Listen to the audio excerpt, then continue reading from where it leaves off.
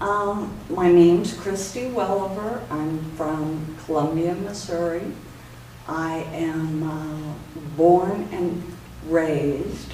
I used to always speak and say I'm born and raised.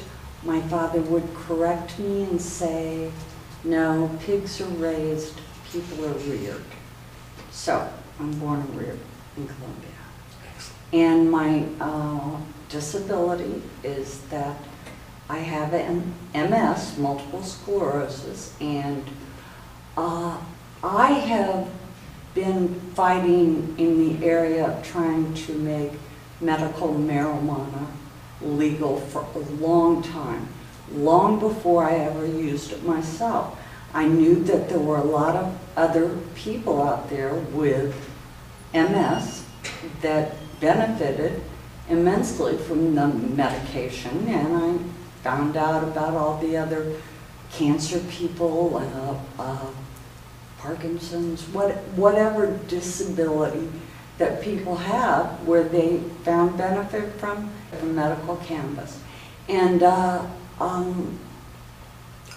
after we'd gotten it legalized here in Columbia, then I developed a symptom of spasticity, and spasticity is where the muscles in my legs would just kind of fire at nighttime, and so I'd be sleeping and my legs would fire, it would wake me up, and I'd basically sometimes wake up with my legs all knotted up. And anyway, I started a lot of different medications. The doctors put me on Klonopin and Baclofen and I forget all the names of different medications that I tried.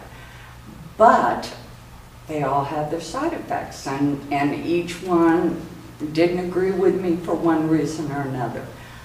And then eventually I thought, why don't I try medical cannabis? And I did, and lo and behold, it works. And I can take a couple of puffs each night before I go to sleep, and I sleep soundly. I don't wake up in the middle of the night. My legs don't knot up. For the first time since I've developed spasticity, it's the first time I've been able to actually sleep through the evening, and I love it. Therefore, I can wake up refreshed and ready to go again. I'm very, very active, and I like to do a lot of things, and it's important for me to be well rested and to have my full amount of energy to face the day. With the MS, there of course are numerous other benefits that I've learned come along with it. Really eating is not a problem for me, but when I needed to gain weight, that comes in handy because it does increase your appetite. And right now though, I don't need to gain any more weight, so I don't have to use it for that reason.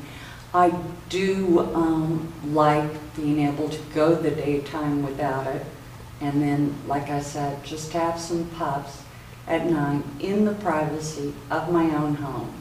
I still do not have a way to obtain the marijuana.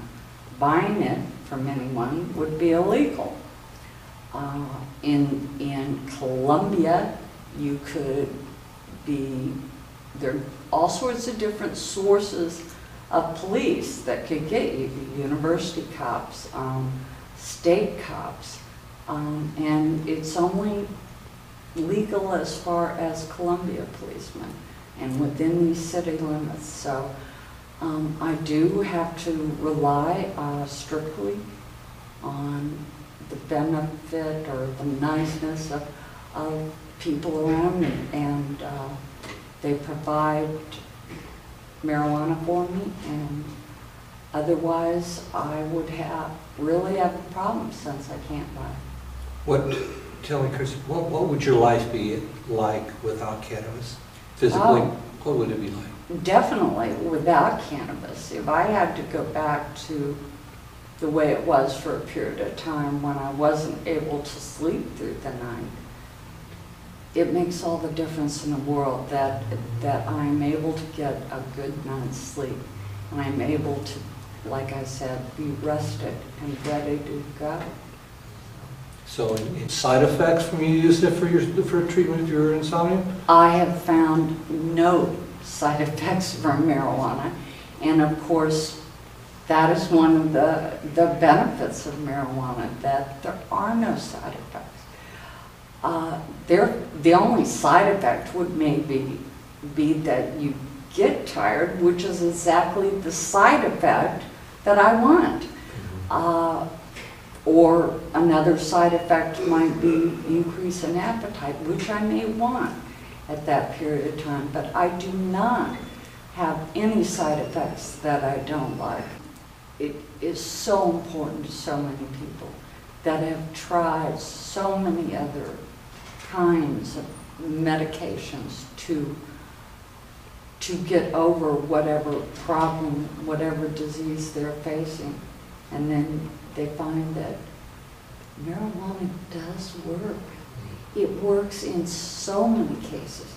Medical marijuana is just something that I very much believe in. And earlier I spoke to the fact that my father was a state senator and he was a Supreme Court judge. He never would allow me to attach my name in any way, shape, or form with medical marijuana. But in the end, when he had had a stroke, and I think when his outlook had changed, although he would never admit, or not even admit, he'd never do it. Although he would never do it, he still saw the benefit of people around him, friends of his that had cancer, that were using medical marijuana. And he started just really seeing what it was all about. And knowing him, he probably knew before, but he was the kind of man, you are not going to put my name with it. You're not going to do that. And then when he'd been off the court for a while, he said, go ahead, Christy. And it did make a difference for a lot of people to see that name attached to this cause, because it's all, they knew he was a smart man. And they knew he looked at things the right way. And so all of a sudden they went, oh yeah, Christy needs it. It was like, yeah, Christy needs it. You know, it was very, well, it's okay for her. You know, wouldn't be okay for a lot of other people, but it's okay. It was the start of hopefully people learning. And just like this morning, I was at you heard me say, I was at a funeral, and it was amazing the number of times I was able to start talking about the subject, and the number of people within that room that went, oh yes, you know. One gentleman there had Parkinson's, another had cancer. It was something that they knew about. Well, thank you, Christy. I appreciate you sitting for an interview with me. Thank you so much. Thank you.